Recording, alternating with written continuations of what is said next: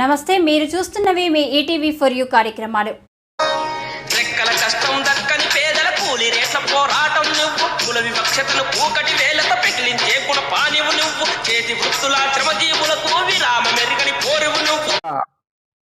CPM పార్టీకి మా కుటుంబానికి ఉన్న సంబంధం 2 నిమిషాలు మీ అందరికీ ఉంచదలుచుకున్నా.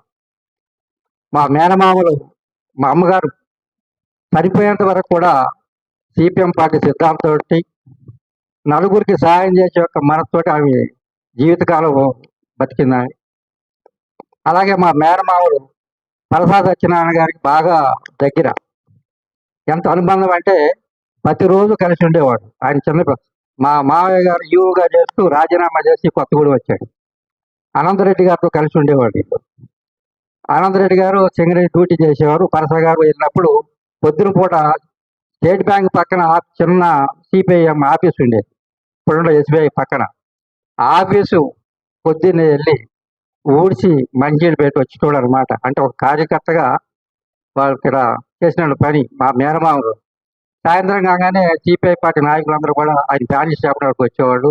ఆ అనుబంధం అలాగే ఆ రోజుల నుంచి ఆ అనుబంధం, వాళ్ళ యొక్క ఆప్యాయతలు, వాళ్ళవన్నీ కూడా నాకు గుర్తుండి మా అమ్మగారి పార్టీ అని చెప్పి నా ప్రేమ సిపిఎం పార్టీ అనగానే వారు ఎప్పుడు ఏది వచ్చినా కానీ నాకు నా ఇంటి పార్టీ, అది నా తల్లి పార్టీ అని చెప్పి నాకు ఉండేది.